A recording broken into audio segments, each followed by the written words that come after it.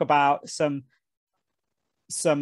interesting results that we found, actually completely unexpected, finding some differences between red and blue quasars in terms of their radio properties. Was the initial result that we found that was quite surprised, had not been so clearly seen before. And from some additional investigations, we're finding some other differences between red and blue quasars as well. And this presentation or this research has a nice African connection, because the student that wrote up the first paper that showed these fundamental differences that we found was from South Africa at the Free State University, Lazelka Clint. She's just finishing off her PhD at Durham. Right as we speak. In fact, she submitted her thesis around about one week ago. And so I want to give an overview of just what I'm going to be covering in this talk, so you have an idea in your head in terms of the sort of logical flow. So I'm going to start off with just the simple question, what is a quasar, since this talk is focused on quasars. And I will then ask why study red quasars. Why should red quasars be important? Why should they be significant? Why are they worthwhile studying?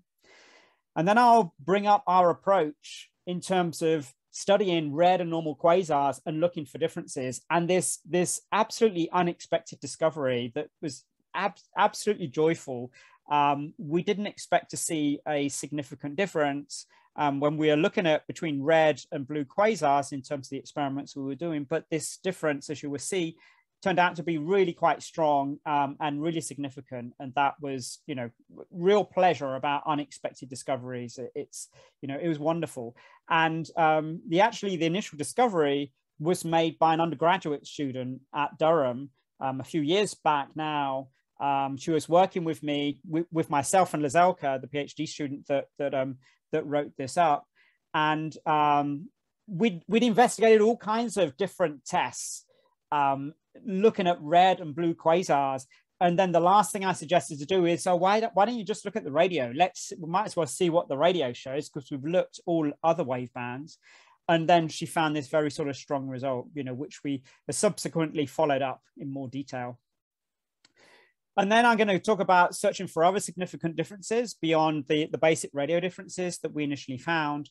And then I want to talk about towards an understanding of what might be going on. So actually focusing in on the differences in the radio, trying to understand what might be going on. And I have to say at the moment that we don't have any conclusive answer in terms of what might be going on in terms of the differences between red and blue quasars, but we are starting to have some good insight, and it sets us up nicely for some future work, which is what I'll talk about right at the very end of this talk. And so starting off with just what is a quasar, just some background information. So quasars were first discovered, or certainly first identified as such, back in the 1950s. So this is like 70 years ago now. And actually very on in the 1950s, it was postulated by this person here, an Armenian astronomer, who suggested that these quasars are potentially enormous explosions taking place in galactic nuclei. And certainly one of the first that was identified is shown here. The source 3C273, and the 3C gives you an indication that this is a radio galaxy. It was identified in the 3C Cambridge radio survey, and so it's particularly bright in the radio. And you can see here an HST optical image showing sort of the very bright central source that we identify now as the basic signature of a quasar.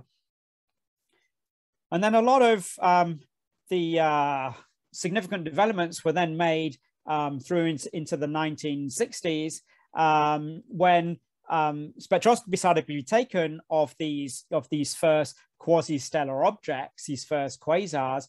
And the person that really made key discoveries is Martin Schmidt here. And you can see this is a picture taken from Time magazine in 1963. This discovery of the redshift of this quasar, this 3C273, was big enough just to make the front cover of Time magazine. You can see, talking about exploring the edge of the universe. This is the optical spectrum shown here of 3C273, and you can see the various emission lines that we would associate with quasar activity, but they've been redshifted. We redshifted a factor of 0.16. This source has a redshift of 0.16. Back at the time, this was absolutely incredible. It was unprecedented. You know, there was not an understanding or expectation that you should see objects that should be redshifted by so much. You know, now this is considered to be relatively nearby, redshift of 0.16. We might consider to be fairly local universe. The universe was, you know, 85% of its current age. We're not going back very sort of far in look back time, but it was absolutely unprecedented at the time. And also in the 1960s, the basic understanding of what the power source is behind quasars that's where the main sort of the key developments were first made. And we now understand, and it's been proved by various different experiments, that quasars and their lower luminosity objects called active galactic nuclei are powered by accretion onto a supermassive black hole.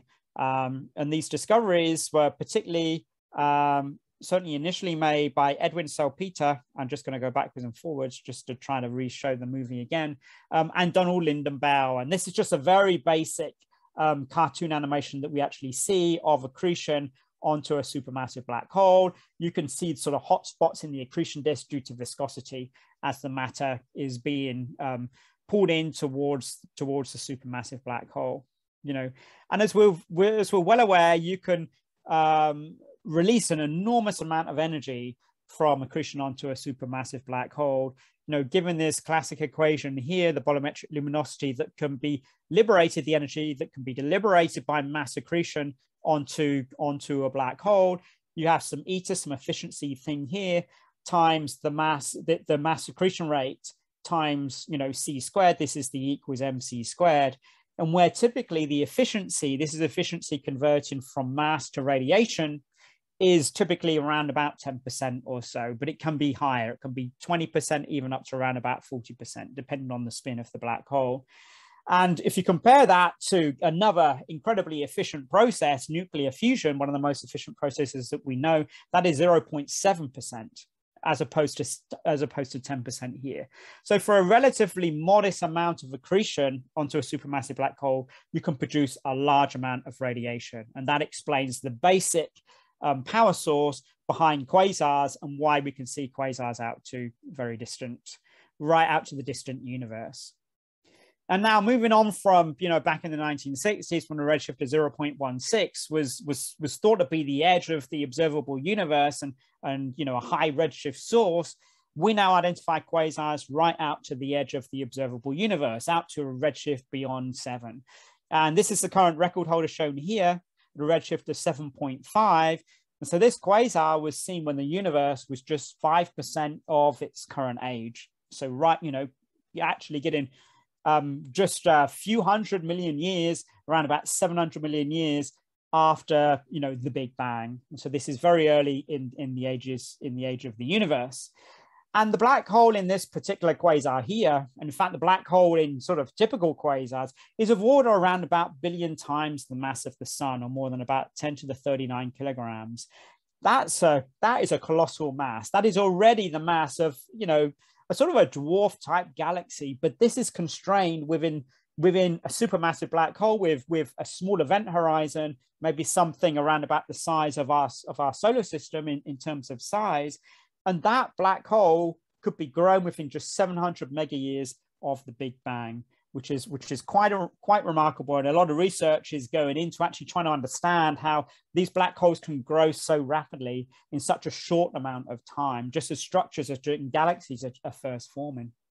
And one of the really remarkable things about this redshift 7.5 object, and it's been seen in other high redshift quasars as well, is that their spectra and their overall properties are remarkably similar to those that we see nearby. Okay, and so what we're looking at here in this optical spectrum that's redshifted to a redshift of 2.5, it's actually observed in the near infrared to be able to get this rest frame optical spectrum, is that we're seeing the basic imprint of that accretion onto the supermassive black hole.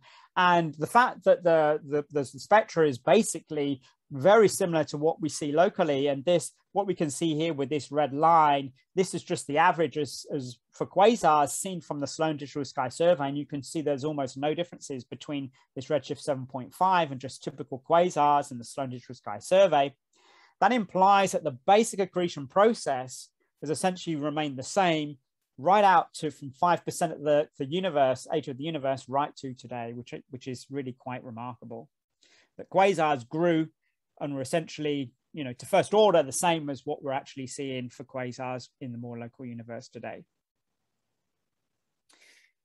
And so quasars, it's also now recognized, and this is sort of much more recent kind of discovery, that quasars can have a profound influence on the environments that they reside in. They can fundamentally affect the growth of the galaxy. And we're seeing this in this nice animation here, where we're seeing a quasar at the center.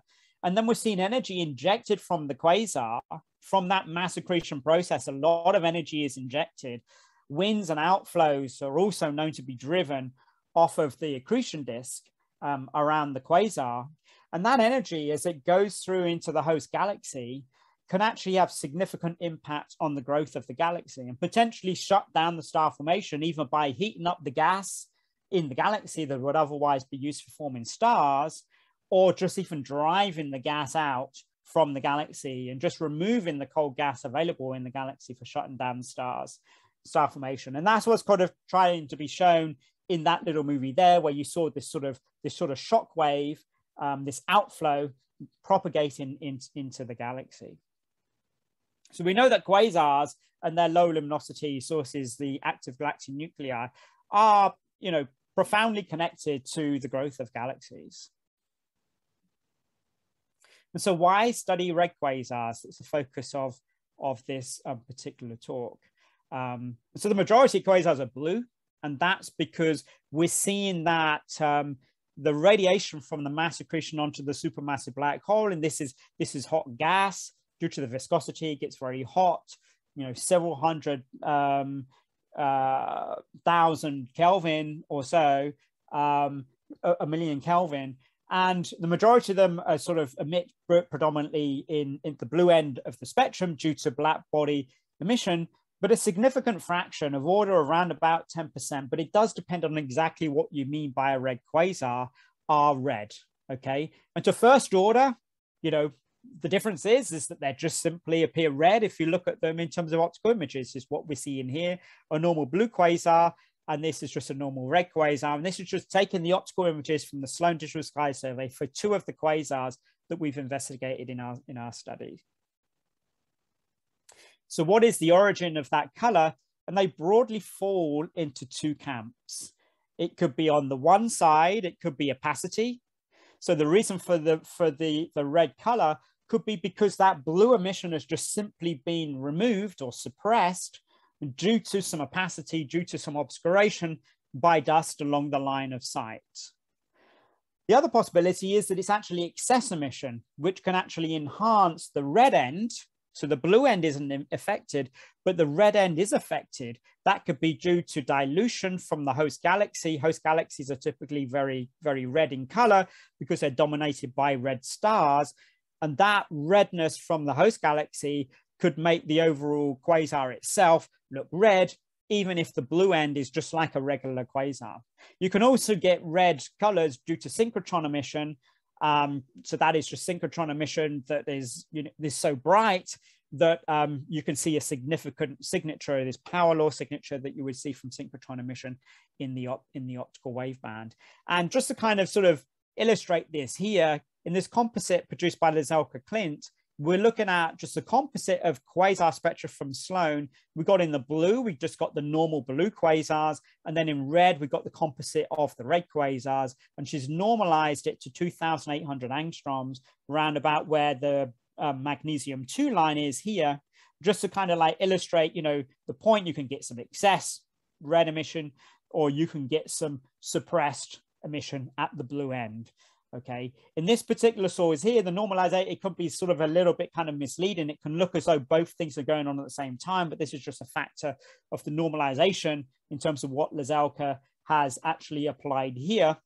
And when you account for the differences in the luminosities between these blue and these normal quasars, the normalization drops down. And in fact, the significant difference between the red and the blue in this composite is mostly due to obscuration by dust. And so it's a suppression, obscuration of the blue emission, okay, due to opacity. And you can see here, this is again put together by Lazelka. She's showing the sort of the views sort of going, you know, historically the views, the change in views in terms of what is predominantly causing the red colors for red quasars, predominantly thought to be excess emission. More recently, it's thought to be due to obscuration by dust. But I should make the point, it is critically important exactly how you select your red quasars.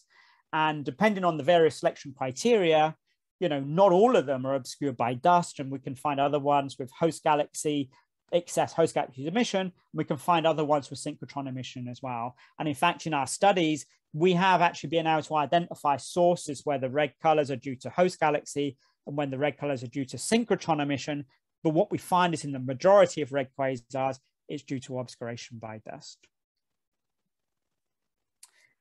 And so sort of how are red quasars related to blue quasars then? You know, there are two sort of basic models. The first one is the orientation model, and this is the classical view that we have of AGN. It's called the standard unified model. And that is the orientation of some dusty, optically thick, geometrically thick structure that we call the torus, to indicate it's some sort of like anisotropic kind of donut shape. Depending on its orientation with respect to our line of sight, the optical emission that's coming from the accretion disk around the supermassive black hole can be obscured or it can be unobscured. Okay, and it's shown in this nice artist's impression here, where you've got the host galaxy, you know, in the central region, you've got the quasar AGN engine, and you've got the supermassive black hole here where the mass accretion going on.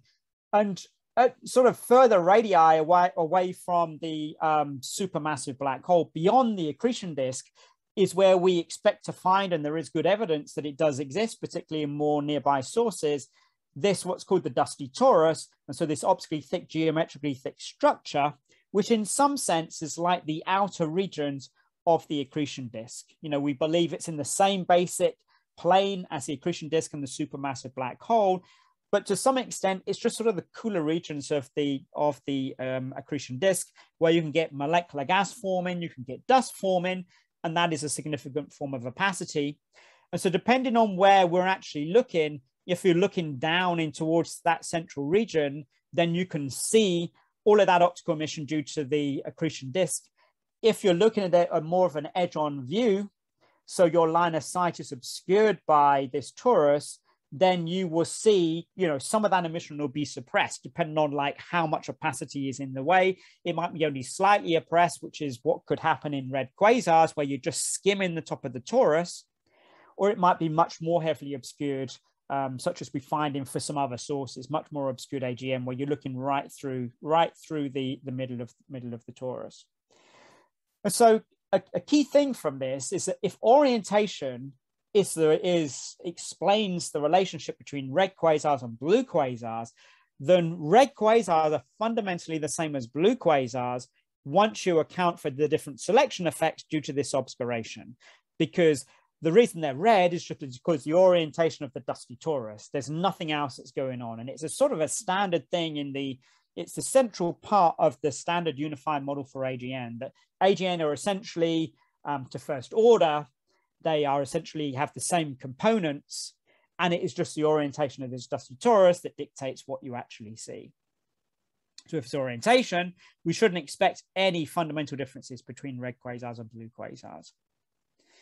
And that's shown through this movie here, where we've got this nice graphical illustration of we're actually sitting within or just outside of the torus here. You can see the accretion disk. You can see, you know, where the supermassive black hole is at the center. I'm actually moving through. So we're now looking edge through the torus, and we're going to be moving up.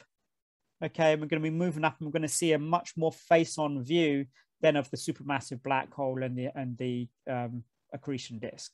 So you can see how, depending on the orientation of this system to our line of sight, the torus to our line of sight, can dictate whether you see clearly the accretion disk or whether it's going to be obscured from your view. And in this simulation, you know, we've got clouds being used for the obscuration, which is what we understand is probably going on in the torus, okay? And so even when you're seeing it relatively face on, you can have a cloud moving across your line of sight, which can actually obscure the accretion disk, okay? But clearly, if you're in that equatorial plane, you're looking through a much higher optical depth, much higher column density of clouds, and so it's much more likely to be heavily obscured than it would be when you're looking more face on. Okay, so the alternative view is that maybe the relationship between red and blue quasars is evolution in some kind of way. And the idea that different types of AGN or is an evolutionary sequence has been an idea that's been around for a very long time. This kind of basic evolutionary model that's shown here was first proposed by Dave Sanders back in 1988. And this is sort of the basic kind of model that we have been sort of thinking about for some time in terms of the evolution model for quasars. Phil Hopkins wrote a paper that looked from the point of view of simulating it to give some more kind of quantitative predictions, while Dave Sanders was a much more kind of schematic view in terms of what might be going on. And so in this evolutionary model, you have some sort of steps that lead from initially some gas-rich merging galaxies, that through that major merger, it drives gas down into the central regions of the galaxies, causes a burst of star formation. Gas gets driven down into the central regions where the supermassive black holes are. You can have you have firing up of quasar activity due to that mass accretion onto the supermassive black hole. But in the early phases, this is still very much a heavily obscured environment due to a lot of the gas and dust around.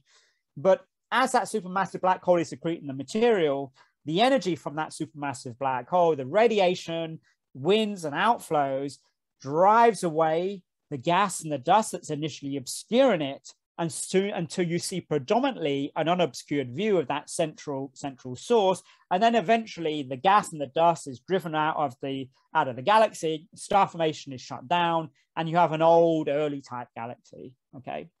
So in this model, this is quite different to the orientation model, because what we're moving on from this left-hand side of the schematic here, this is preferentially an obscured phase, to over in the right-hand side, this is preferentially an unobscured phase, okay? So the relationship between blue and red quasars, if evolution is what's going on, would be that red quasars would be an earlier phase prior to a blue quasar phase, certainly at least on average, okay? And so a key prediction from this is that there would be fundamental differences between blue and red quasars, all right? So even when you take into account of selection effects, there will be systematic differences in the physical properties or the environments between red and blue quasars, not related to selection. That, you know, that will be a key prediction for the evolution and transition type model. Okay, so now going on to our approach and our unexpected discovery that was found in an undergraduate research project, like I said. First of all, the team. So this is a Zoom meeting taken from, I think, around about a year ago now, and illustrating the various people that have been joining my research group meetings over the last year or so. And what I've highlighted here are the people that have been made the major discoveries and have been writing the main papers that I'm going to be showing in the rest of this talk. And one of the things that, you know, I'm quite chuffed about with this group of people I'm working with is we've got a real good distribution of different nationalities. Clearly, we've got a good distribution of genders as well, and it's a really good team. So I'll highlight the various people when we come to the plots. In fact, what I have is I'll have just a little photograph image of the person that actually did the key work when we come to those slides. Okay, so the approach that we took in selecting red quasars was the simplest possible approach that we could actually think of. So, you know, the quasars, they're all selected from the Sloan Digital Sky Survey, which has provided great increases in our understanding of quasars over the last 20 odd years. And we've been using either data release 7 through to data release 14 in terms of our studies. And we have changed in terms of data releases that we've used. We started off with the data release 7 just because we felt there was a better handle on various systematic effects that were going on, which is a key thing to always consider when you're using the Sloan Digital Sky survey. But more recently, we've been using the largest DR14 survey. But we find the same results where we use one of the early releases or whether we use one of the later releases.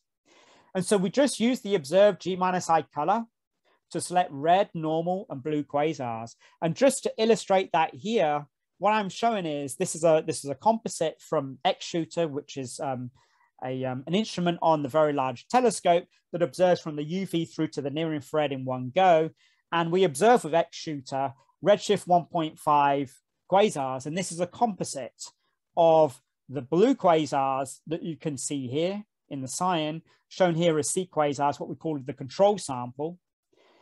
And we got here in red, we got the red quasars. And so at this redshift of 1.5, I've just plotted down the basic wavelength at which you'll get in the G-band filter with Sloan and the I-band filter with Sloan, where that will be probing on the quasar spectrum, okay? And so you can see from this where these red quasars, these are more obscured, and this decrease that we see in the drop that we see in the red quasar as we decrease in wavelength is that the characteristic signature that we expect to see from extinction and dust extinction. I will show like a little movie that demonstrates that a little bit later. But you can see that the difference in the I band is much smaller compared to the difference in the G band. And so for the redder objects, you know, they're going to have a bigger difference in the G compared to the I than for the bluer objects. And that is just the basic principle in terms of how we selected these between red and blue normal quasars. And so you know, the key attributes of this approach is that our optical selection criteria is very simple. We can select uniformly for both red and normal quasars. We can take into account of the known selection effects and potential intrinsic biases, such as redshift and luminosity. And because the Sloan Digital Sky Survey has hundreds of thousands of quasars, we also can have really large quasar samples that we can use to have good source statistics and to have more robust results. And so what we actually did in terms of then constructing these red and these blue quasars was we just took all of the quasars in the Sloan Digital Sky Survey, selected them, sorted them in redshift, and then we went through from the lowest redshift through to the highest redshift. In fact, in our studies, when we're looking at for red quasars, we work between redshifts of 0.2 and 2.4, and this is simply because at lower redshift, we know that the host galaxy is going to be dominating. At the higher redshift, our G-I color selection no longer works very well because the Lyman alpha forest starts coming into the G band. But taking that redshift sorted quasar sample, we then just take the first 1,000 objects, we define a G-I distribution, and you can see that here from this cutout that you can see here. So this is G-I against redshift for just a very small redshift slice. This is a distribution that we can see here, the G-I distribution.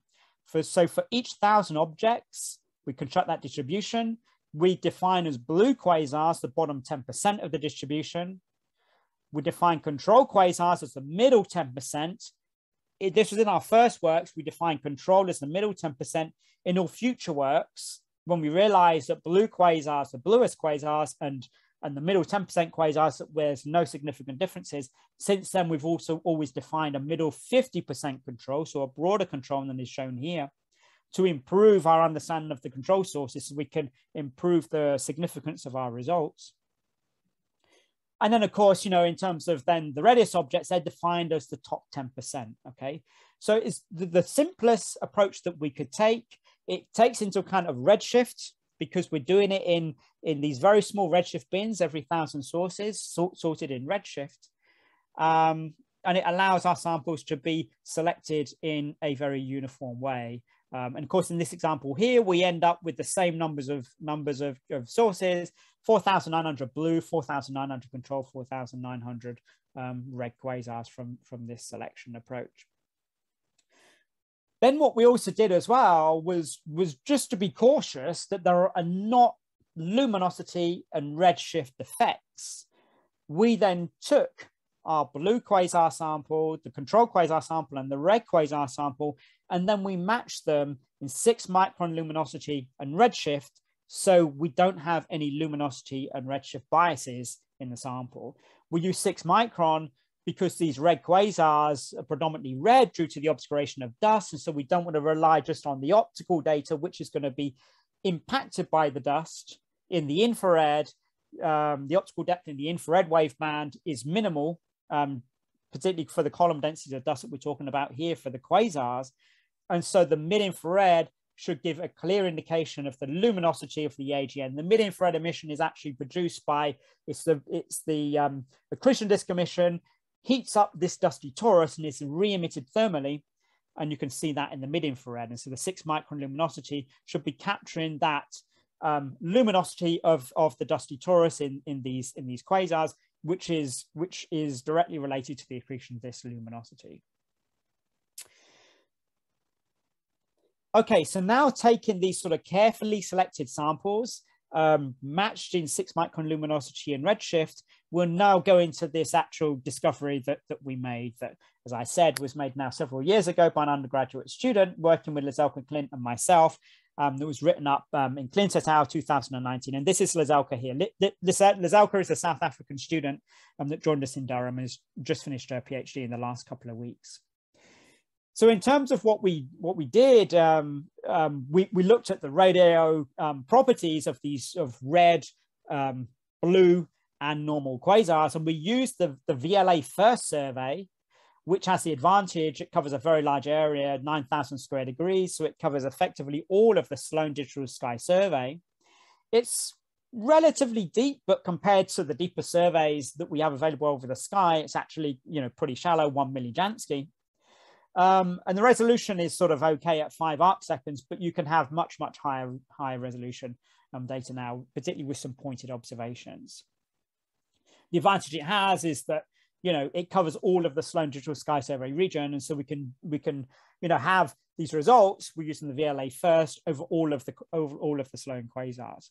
And a great thing about the radio emission is it's largely unaffected by opacity. It's almost unaffected by opacity.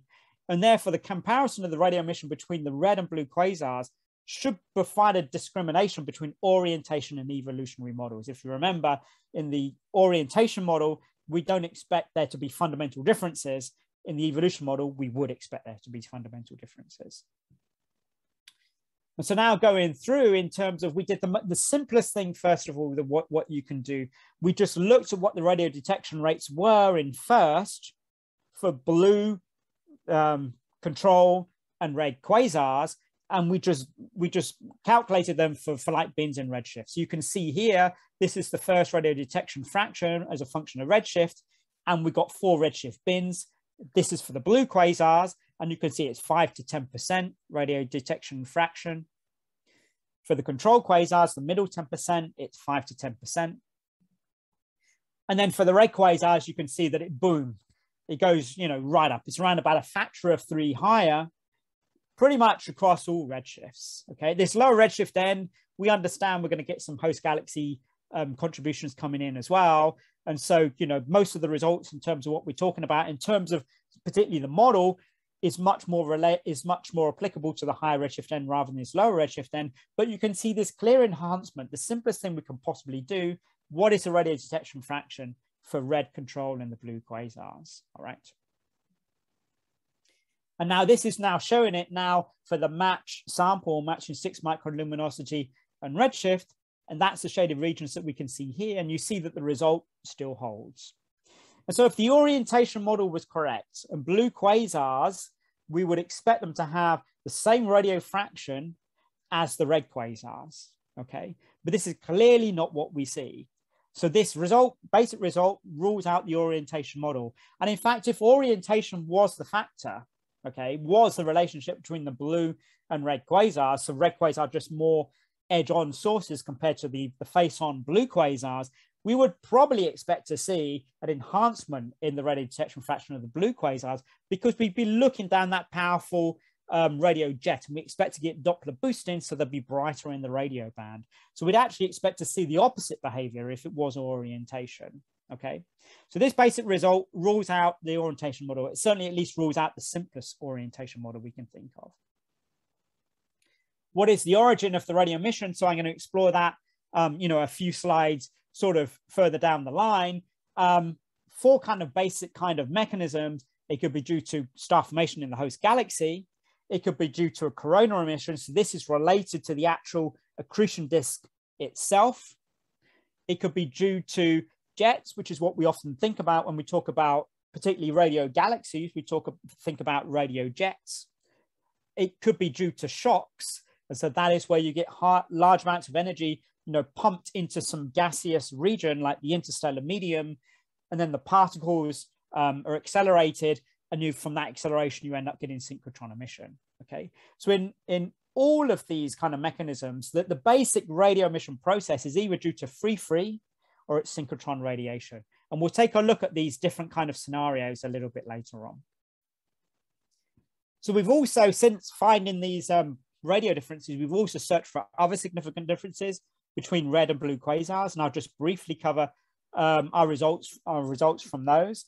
And so what we're looking at here is we're looking at some work done by Gabby Calistro-Rivera. And so what she took was she looked in some particularly well-studied deep field regions that Sloan covers, where we have not only the kind of the optical through to the mid-infrared that we have across the whole sky, but we also have far infrared data from Herschel and deeper data overall. So we can actually construct broadband spectral energy distributions from what you can see here. This is going from the far infrared band right through to the UV end. And what you can see, this is from Gabby's AGN fit-in using the what's called the AGN fitter, a well-used code that she produced herself several years ago now. And you can see the various solutions for the red and the normal controlled quasars in the red and the sign that you can see here.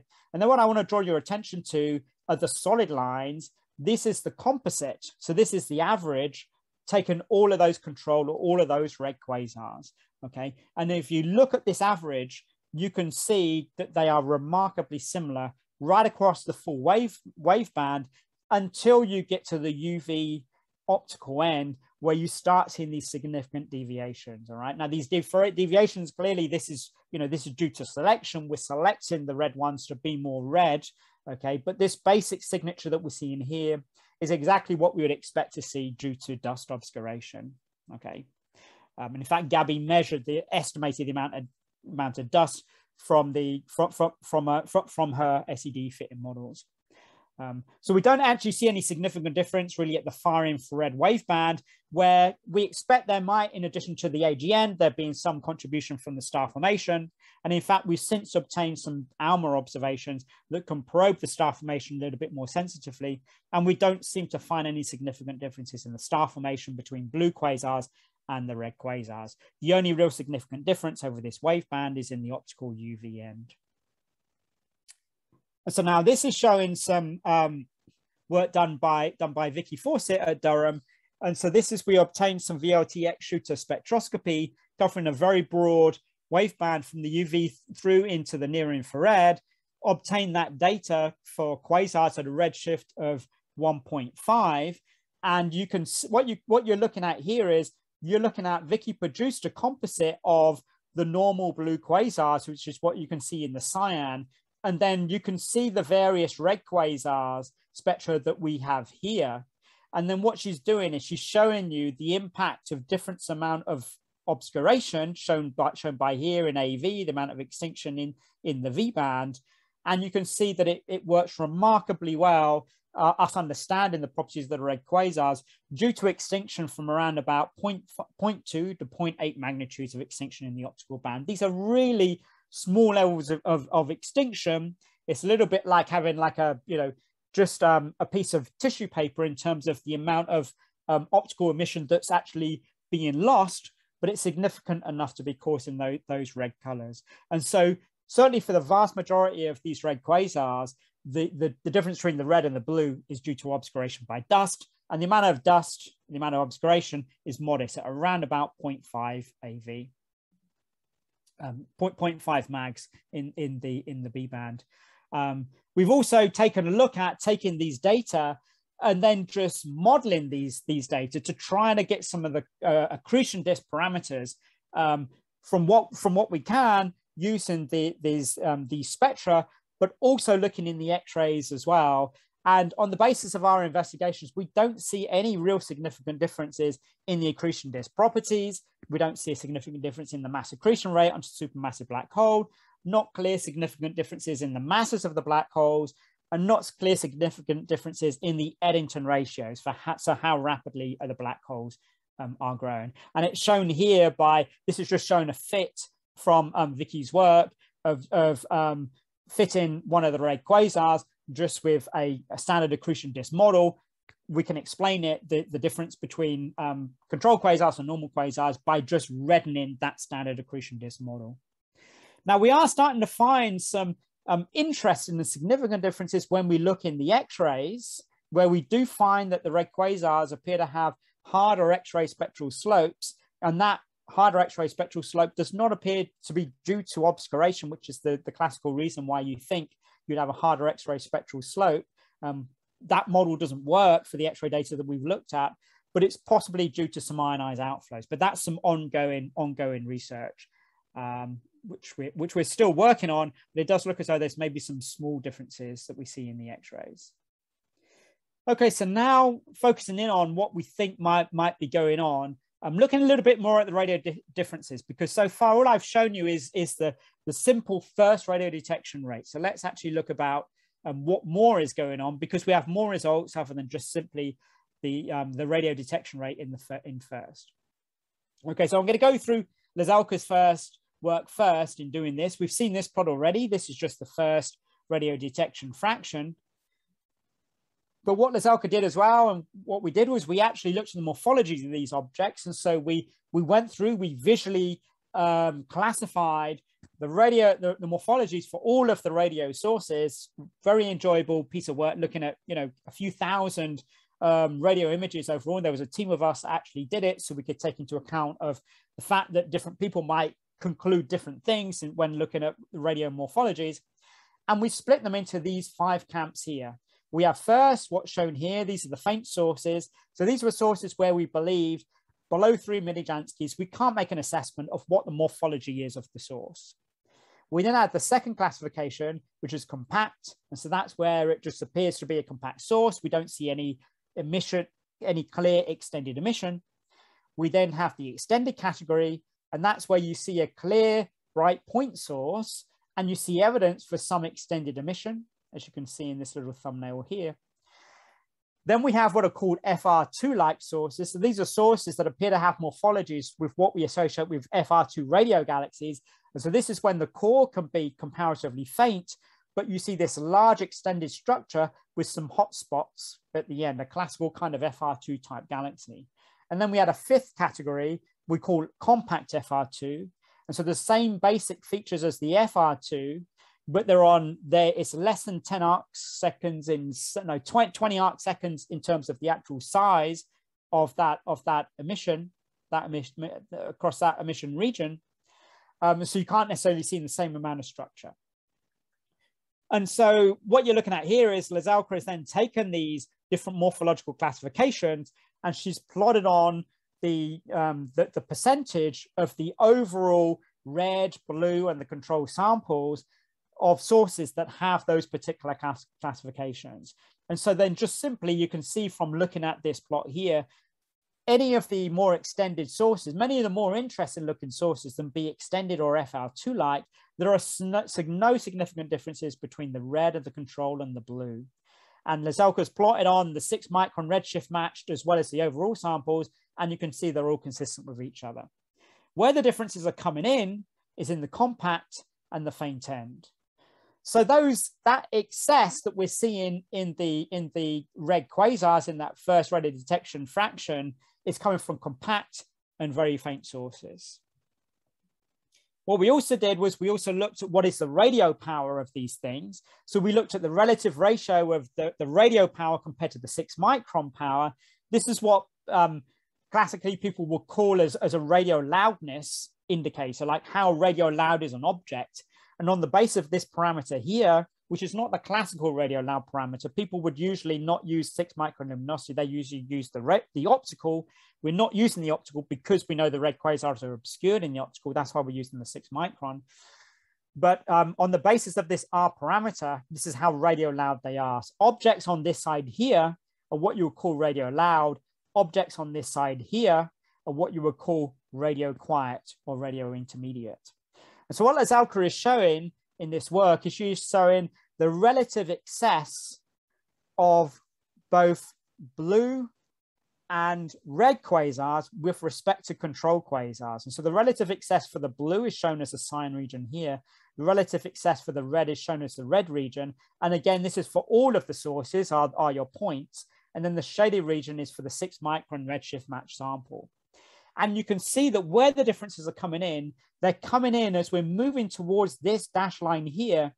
And this is the radio loud, radio quiet threshold. So there is the objects are becoming less classically radio loud. They're moving more into the radio quiet type camp. Okay. So these are for relatively modest radio powers, and they're for compact or faint sources. Okay. That's where the excess is coming in. So it's not for these kind of classical radio loud monsters that people usually think of when they think about radio detected quasars. Where the differences are between red and normal quasars is not these sort of things, not these powerful Fr2 systems such as Cygnus A. They're in much lower power sources that are much more compact. So what is actually the origin of that radio? And so we've done a few experiments in trying to investigate that here. It can be difficult figuring out exactly what the process is producing the radio emission, because so often the radio emission itself doesn't give a clear diagnostic. Most of the, as I said, often the dominant physical process is synchrotron emission, which typically has broadly the same spectral slope in terms of the emission that you expect to see. But one thing that you can do is you can estimate how much emission you would expect due to star formation in the radio if you've got a good handle on the amount of star formation going on in the quasar. And so this was some work done by Vicky Fawcett, what we're seeing here. And so this is using some very deep data in the cosmos field where we're able to construct sensitive SEDs, and we're able to decompose those SEDs into the star formation component and the AGN component, calculate the star formation rates, and then using known relationships between the infrared emission from star formation and the radio emission from star formation, we're able to assess whether that radio emission is star formation dominated or quasar dominated. And so you can see it here in this, summarizing this plot here. This is again, this radio loudness parameter, radio loud objects on this side, radio quiet objects on this side. And this is the relative power of star formation to the radio. Okay. And for star formation dominated radio emission, we'd expect objects to be lying in this magenta region. And what you see is that for the kind of the broad range in the radio loudness parameter, the radio is dominated not by star formation, it's dominated by AGN processes. It's only when we go really towards the faint end in the radio that star formation is actually coming in and making the contribution. And we expect this because we know that the radio emission from star formation is not as luminous as you get for the powerful AGN activity. Okay. And so plotted on this line here, this R of minus 4.2 relates to this line that you can see from Lazalka's work here, where you see the significant enhancement is coming in the excess radio emission. And so around about that point here, where we're seeing this excess, you can see that it's predominantly, almost completely, due to AGN processes. It's only when you go to much fainter radio luminosities, which you can in a very deep field like cosmos field, actually start detecting the radio emission from star formation. And so this is now showing, this is some work by David Rosario. And so what David's done here is use the low-FAR radio, low-frequency radio data to go deeper than what we had gone previously in Lazalka Klimt's work Okay, the advantage with LOFAR is that we can have much better source statistics, and we were able to go with the work that Vicky was doing here in the Cosmos field, and we can go down to much sort of lower radio powers than we can with FIRST. And so what we're looking at here is the same basic plot that we saw for Lazelka's work, radio loudness parameter, but we're now going down to much lower values. And so the shaded region is the region we probe with FIRST, with Lazelka's work. And then the points you can see here, this is now what we're probing with LOFAR.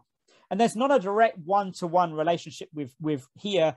LOFAR is looking at frequencies 10 times lower than FIRST. So there, you know, there could be some differences going on there. But also the sample we have for LOFAR from this work is comparatively small to the sample that we actually had for the FIRST research. But what you see is you have this increase as you're going towards this radio loud, radio quiet division here, this threshold, which is shown by this dashed line. And then you're seeing a decrease over at the other end. Okay, and you can relate this radio loudness to the radio loudness we have in Vicky's plot here. And you know what we hypothesize is what we think is going on is that the reason you're getting this decrease isn't because there's not AGN processes coming in the radio that are different between the red quasars and the normal blue quasars at these lower values, but simply that as you go to these lower values, star formation becomes more and more prominent in the radio, and it just dilutes the signal. So what we think is happening is you've got at these high ends, what you're seeing in the radio is in all of the objects is due to AGN processes. But as you go over this radio loud, radio quiet threshold, you're starting to get some star formation processes contributing to that radio emission. And as you go to lower and lower values, that becomes more and more significant. And that just wipes out or swamps out this intrinsic excess that we believe is going on in AGN emission in the radio between the red and the control quasars. Of course, we don't directly know. It might be that the AGN might be in the red quasars, the difference might become less significant also as we go down to lower radio loudness parameters, but we do believe that the star formation is a significant factor in what's driving that drop, that fall. And so now looking at, we've got much higher resolution radio data. This is now using the eMerlin survey, looking now at 0.2 arc seconds, so 25 times better resolution than we had with FIRST, looking at 40 red and control quasars, work done by David Rosario. So we can actually home in and now look at much smaller scales than we could look at with FIRST, okay? And so what we're looking at now is we're looking at, this is the projected size of the radio emission compared to the fraction of the overall quasar population that have radio emission of that size for the control quasars and for the red quasars. And so eMerlin is sensitive on these scales here, okay, particularly sensitive on the kind of the galactic scales. And what David's done is combine the research that we've done on the larger scales to construct this together. So the data from here is coming from our FIRST surveys and some other surveys that we've done. The data over this side is coming from eMerlin, okay? And so what you see is that actually as you go down to you've got higher resolution, is that this excess and where the differences are coming in are actually on even smaller scales, okay? So where the enhancement is coming in is on galactic and nuclear scales, okay? So on, you know, you're seeing a significant difference at less than 10 kiloparsec scales that eMerlin can say something about the structure. And we're also seeing significant differences below 2 kiloparsec scales, and that's the resolution limit of eMerlin, okay? So all we know is it's unresolved, and you can see, so it's on these nuclear and galactic type scales where the differences are coming in, okay? So we think the origin of the radio is quite possibly some interaction between quasar-driven winds and jets with the gas in the host galaxy. And this is shown from a simulation here of some jets and winds driving through the host galaxy, okay? So it could be jets, it could be winds. They're on broadly nuclear or galactic type scales. We need to be able to distinguish between these different models. We can potentially do that using multi-frequency radio data, which fortunately we were able to obtain around about a year ago. And I don't have any results to show that we have using GMRT data, but I can show a lovely picture of Vicky and myself when we went to Pune in India to actually get this radio data. It was back in February 2020 last year. So just prior to lockdown, we managed to go, had a wonderful trip to the GMRT. If you have the chance, absolutely recommend going to. Fantastic facility. This is Vicky here, just with 2 of the 30 45-meter radio telescopes in Pune that were used to obtain this data. And when we have the chance to actually analyze this data, this is looking at 4 different frequencies, going from low frequencies to the high frequencies. We should be able to see some of the signatures that will indicate the difference between if it's some jet activity or if it's some strong winds and outflows plowing into the interstellar medium of the galaxy and then driving synchrotron emission through the accelerated particles. And so watch this space for hopefully us having some results in that area in the next year or so.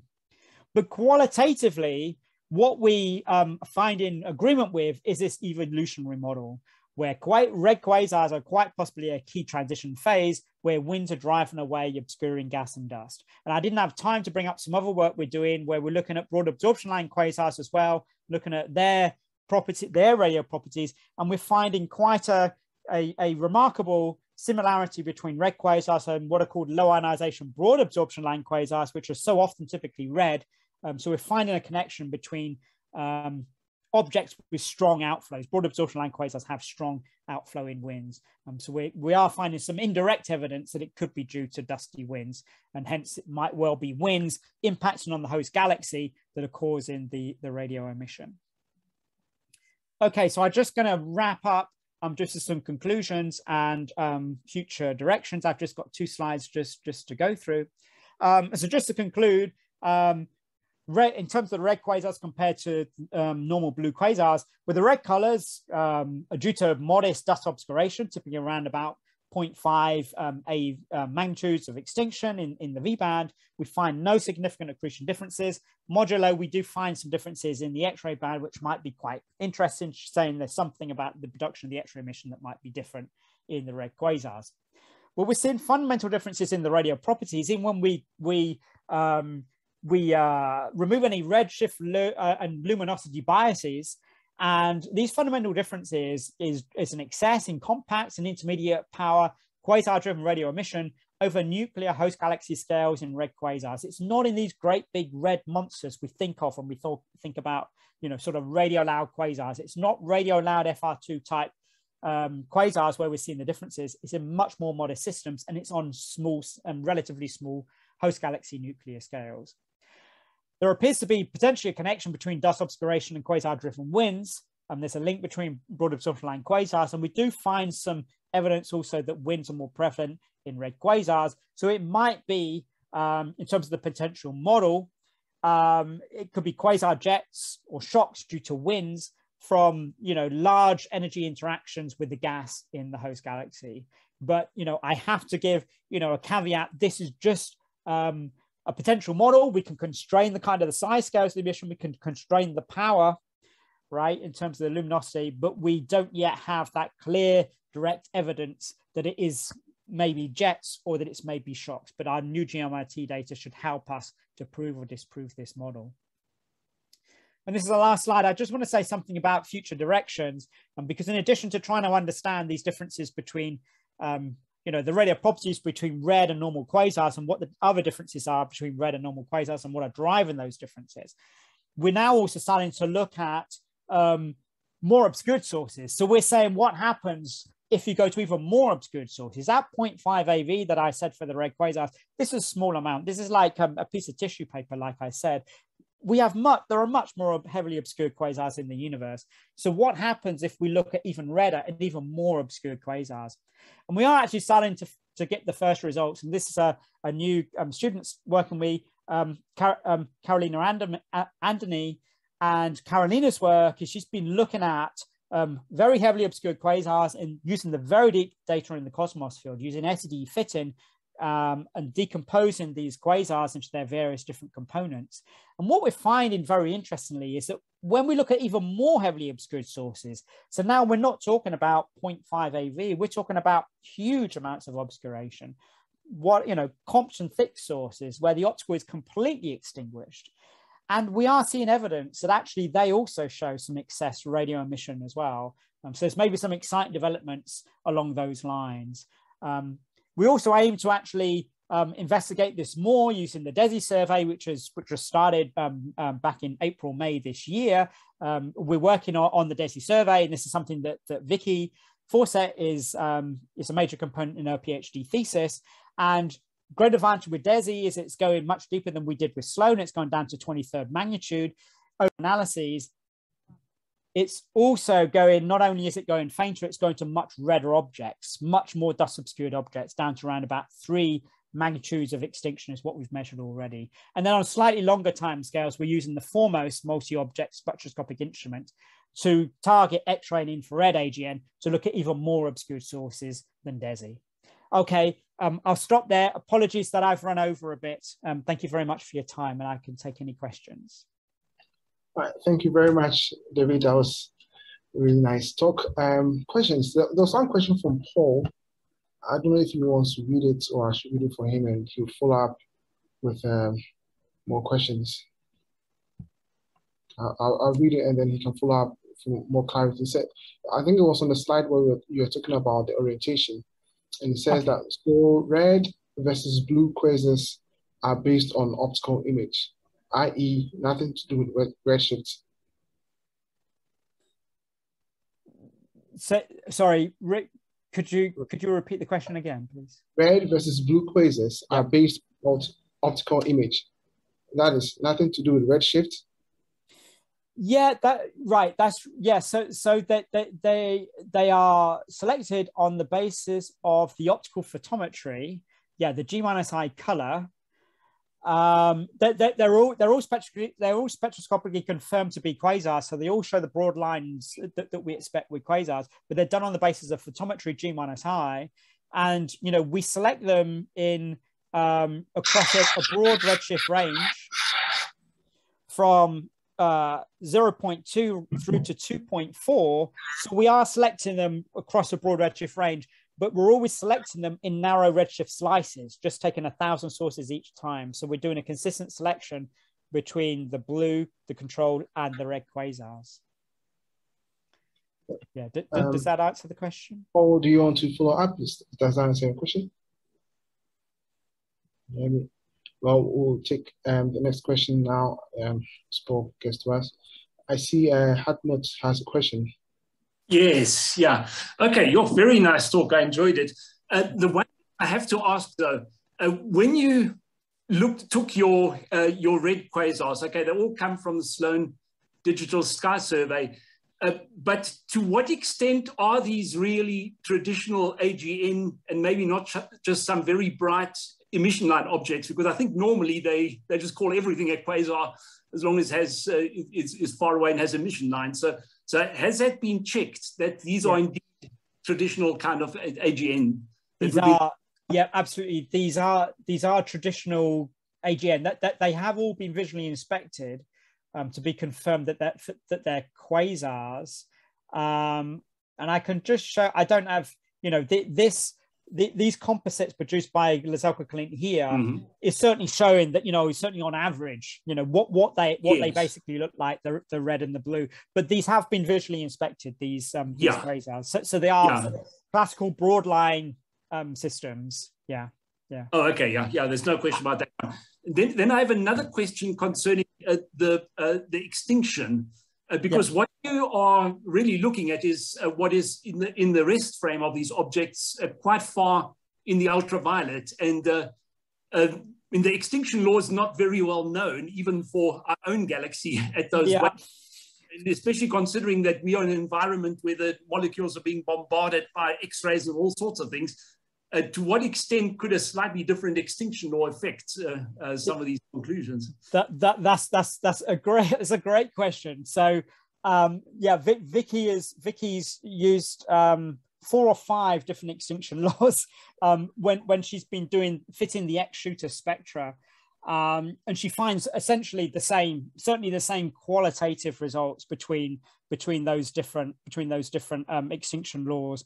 The major difference does come in the UV end. It's mostly in terms of how strong think if I remember right, a carbon feature at 2,200 angstroms, I think, is probably the most major difference. But she's done fitting, and in fact, you know, in her paper, she has like the AV constrained from, it's 4 or 5, I can't remember. I think it's 4 or 5. I think it's 5 different extinction laws that we used, and you know, the numbers will differ, but they all give the same basic result. Yeah. Okay. Thanks. Yeah. Thank you. Thanks. Is there any other question? Paul responded yes. He said you answered his question. This question from Sarah. Sarah, please go. Hi, David. Thank you Sarah. very much for a great talk, and also for highlighting the work by Lizelka. So my student, Neo, who's in the audience, actually presented the paper by Rosario et al. 2020. Okay. And so as the follow-up work, so it was nice to hear a bit more about Clint et al. So one of the questions in that journal club was actually asked by Ben, who is also in the audience. Okay. I wasn't able to answer it. It was connected to your slide 22, again about the SDSS. Here. Maybe the systematics. Yeah, we weren't sure. Why does the G-I color vary with redshift? Is that just that's how it's turned out to be evolutionary wise, or is that this a consequence of systematics of SDSS? It's not. So there's not an evolutionary change, but it's not a systematic with Sloan. It's just because the G band and the I band, these filters are at a fixed observed wavelength. And when you're looking at quasars at different redshifts, you're looking at different ref frame wavelengths in that G and I. And so as you have emission lines going through and changes in the continuum emission going through, you get this wiggly pattern in terms of what's seen in the G and the I band. So yes, a reminder that this is all the observed frame, basically the color and absolutely variation. Absolutely, it's in the observed frame. It was the simplest thing that we could do. But I mean, it's an important point though. You've got to be careful when you're looking at objects at different redshifts. You know, we couldn't just simply take a fixed threshold in G minus I. Let's say we took it at 1 or something, because of these wiggles, right? And that's why we wanted to, in these, you know, taking every 1,000 objects sorted in redshift, constructing these distributions, and then selecting the reddest, the bluest, and the middle system. Yes, then you're still consistent in terms of statistics wise by doing that. Yeah. Absolutely. Yeah. Cool. Great question. Yeah, thank you. Really, thanks. Yeah. Great talk. But you're happy with the Rosario work where you otherwise? Oh yeah, it was really cool. Okay. Yeah. All right. Okay, great. And also for explaining this, the dilution in terms of the contribution from star formation as you go to lower radio loudness. So. Yes, as I said, that this is we certainly think that must be going in, and from your work, Sarah, I think you probably would agree that you probably expect something similar going on. Yeah, but as you go down to lower, you know, we don't directly know how much is coming from the agent at these lower powers, but we just expect that the star formation to be diluting the radio signal. Yeah, I mean, David also did a test of that in his work. Where he took a model and he predicted what it will be. It is broadly consistent with Vicky's work, where she actually took direct observational constraints. Cool. Looking forward to the next results. Lovely, thank you. All right, thanks for that. There's one more question from Paul in the chat. I'll read it. It says, could the jets interacting with the galactic dust or the dusty wind cause an orientation-dependent color? Yeah, that's a great question. So yeah, so there's one thing in figuring out what's producing the radio emission. There's another thing in like working out why it's closely connected to the red optical colors, and why it's connected to dust.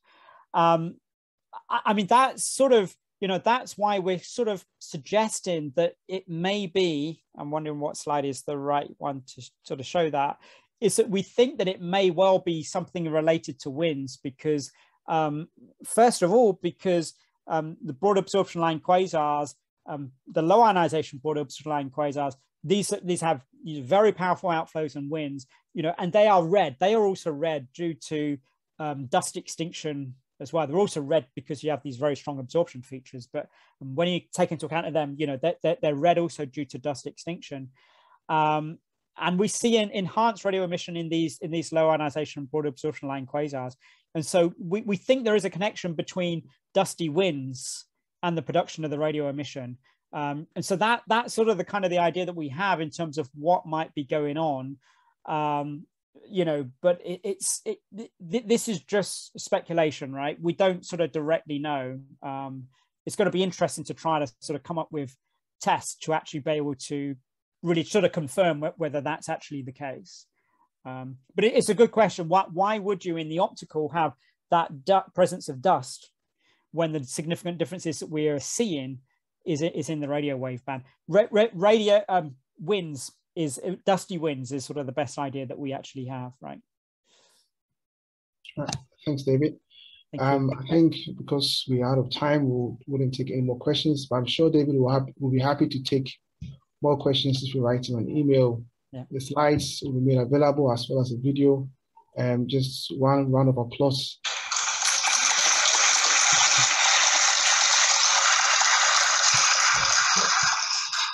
Thank you. Right. All right.